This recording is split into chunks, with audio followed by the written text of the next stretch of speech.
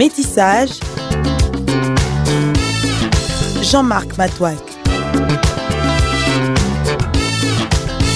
Merci de nous rejoindre sur la fréquence La Paix pour la suite de ces magazines culturels Métissage qui reçoit cette fois-ci un écrivain qui est journaliste aussi, journaliste d'investigation. Il s'appelle Nikes Kibelbel Oka, éditeur du journal Les Coulisses. Il compte à son actif plus ou moins 5 ouvrages. La toute dernière publication en date s'intitule Les djihad en RD Congo. Exhortation, témoignage et vitalité des ADF MTM. C'est un ouvrage de 224 pages paru en Belgique aux éditions Scribe. La page couverture de votre livre nous montre un rassemblement où on voit une forte présence des jeunes et des enfants et des femmes. Quelle est la symbolique de cette image qui sert de couverture pour cet ouvrage?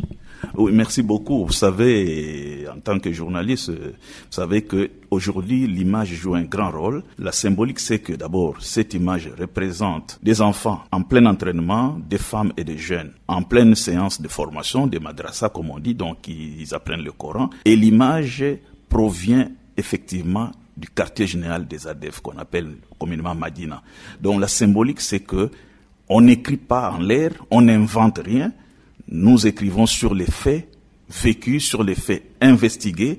Donc cette image prouve à suffisance que le phénomène est réel, la menace est réelle et vivante et que le djihad prend en compte toutes les catégories. En pleine forêt du Rwenzori, dans les territoires de Béni. En quoi est-ce que votre ouvrage, Les djihad en RD Congo, exhortation, témoignage et vitalité des ADF MTM, répond à tous ceux qui doutent du phénomène terrorisme? Cet ouvrage, qui est le tome 2, effectivement, vous savez, les gens continueront toujours à douter, aussi par mauvaise foi ou par ignorance. Mais ceux qui auront la chance de lire cet ouvrage, ils vont comprendre le fonctionnement même du phénomène, du système. Parce que l'ouvrage est dans le cœur du système.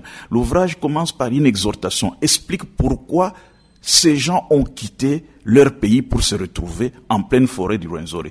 L'ouvrage explique aussi le mode opératoire des ADF, comment et pourquoi ils mettent les forces armées de la RDC et les casques bleus en difficulté.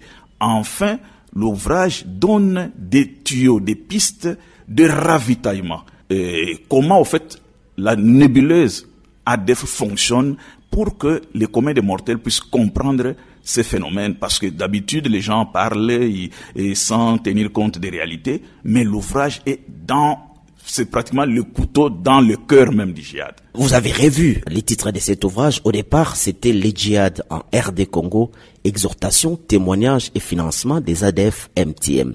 Mais maintenant, à la place des financements, vous avez plutôt placé le mot vitalité. Qu'est-ce qui est à la base de ces changements? Oui, nous avons pensé que vitalité, d'ailleurs vous voyez même la vigueur et l'action même, vitalité valait la peine par rapport à financement. Bien sûr, dans vitalité, nous n'avons pas simplement le financement physique ou monétaire. Nous avons toutes les activités qui concourent effectivement à ce que les MTM ou les ADF soient très forts, soit en actif. Donc la vitalité, c'est dans tout. Parce que quand nous parlons des financements, on a tendance à enlever, par exemple, les produits agricoles. Il y a des gens qui font les champs pour eux. On a tendance à écarter les motards. On a tendance à écarter ce que nous appelons tout ce qui concourt au phénomène se battre. Parce que, vous savez, le verbe se battre, nos maîtres à l'école primaire nous a dit que c'est 2 personnes qui se battent. Mais dans la dynamique djihadiste, tous ceux qui se battent, il y a ceux qui n'ont jamais touché aux armes, mais qui concourent dans le financement, dans la vitalité du mouvement. C'est comme ça que nous avons trouvé que vitalité englobait aussi financement. Vitalité avait, une explication, une expression beaucoup plus large et beaucoup plus vivante que financement. Donc nous avons simplement cherché le mot qui est plus englobant que le terme financement qui semble restreint. Parlons de ces termes de financement. Tout récemment, il y avait une activité autour justement du financement du terrorisme organisée par l'association des banques congolaises. Est-ce que vous avez été associé à cette activité? Je n'ai pas été associé, mais j'ai eu vent, c'est monsieur Yves Keppers de la BCDC, qui est le président de l'association congolaise des banques, qui effectivement la délégation est revenue des États-Unis, a donné cette conférence de presse sur comment lutter contre le financement des capitaux et le financement du terrorisme. Dans les livres, j'en parle. Nous avons une loi, la République démocratique du Congo a voté une loi contre le financement du terrorisme. Mais est-ce qu'on applique ça convenablement? J'espère que Yves Keppers, qui va me suivre à travers la radio Okapi, pourra acheter les livres et comprendre à notre manière comment un journaliste d'investigation explique effectivement les financements du terrorisme et des capitaux à travers aussi les systèmes bancaires. Parce que dans les livres, nous entrons aussi dans les systèmes bancaires, dans les systèmes de messagerie monétaire, dans les systèmes de banque elles-mêmes comme opérateurs économiques, comme accompagnateurs du gouvernement. Et nous essayons de montrer cela, bien sûr, dans une certaine mesure. Et je pense que l'association congolaise des banques, je souhaite qui achètera les livres, pourra comprendre et commencer une campagne, effectivement, au niveau des failles que nous découvrons dans l'application de ces lois-là, de cette loi-là plutôt, et accompagner ces livres, accompagner aussi l'État congolais dans la lutte contre le financement du terrorisme et des capitaux. Merci de continuer à suivre Radio Okapi. Nous saluons particulièrement les auditeurs qui nous écoutent à Beni, dans le Nord Kivu, mais aussi à Goma, parce que l'invité que nous recevons est basé entre ces deux villes. Il s'agit donc du journaliste d'investigation Nikes Kibelbel Oka, éditeur du journal Les Coulisses, journaliste d'investigation, mais surtout, nous le recevons pour sa casquette d'écrivain, auteur des 5 ouvrages, et les tout dernier ouvrage, la toute dernière publication porte les titres suivants: Les djihad en RD Congo, exhortation, témoignage et vitalité des ADF MTM, ouvrage de 224 pages paru en Belgique aux éditions Scribe. Alors, dans cet ouvrage, Nikes Kibelbel Oka, vous recourez souvent à un terme là qu'on reconnaît abusivement comme rebelle ougandais. Qu'est-ce que vous voulez faire passer comme message à travers cette manière de dire? De nombreux chercheurs et experts et même des journalistes continuent abusivement à dire les rebelles ougandais.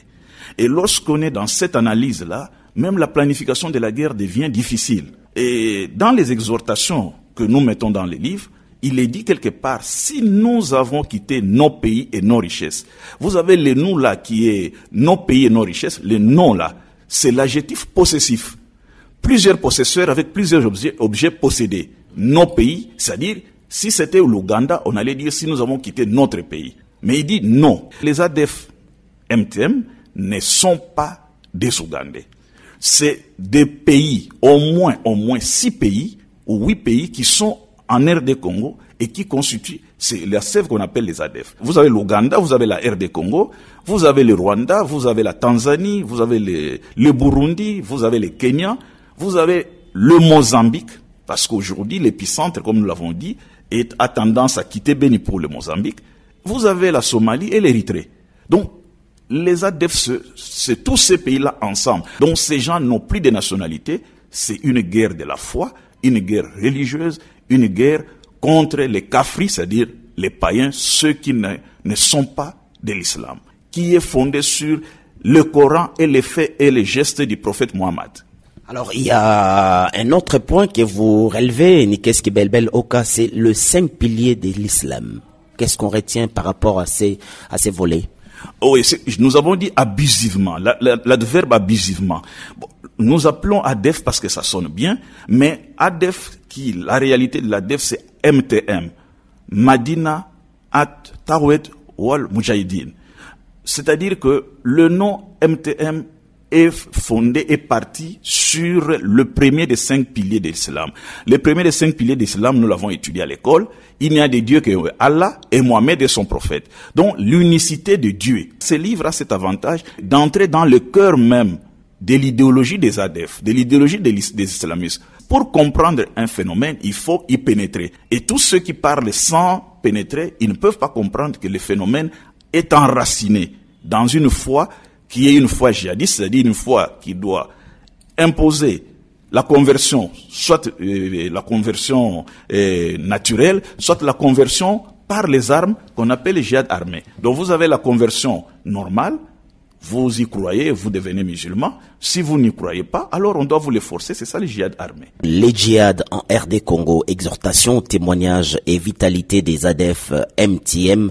Cet ouvrage de 224 pages paru aux éditions Scribe en Belgique.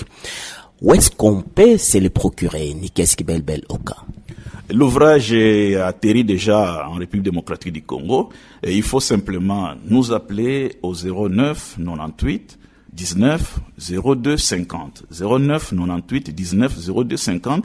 Et à ce moment-là, dans les 2-3 jours, pour ceux qui sont loin de Goma, loin de Beni, dans les 2-3-4 jours, ils ont les livres. Et nous assurons la livraison à domicile sans problème.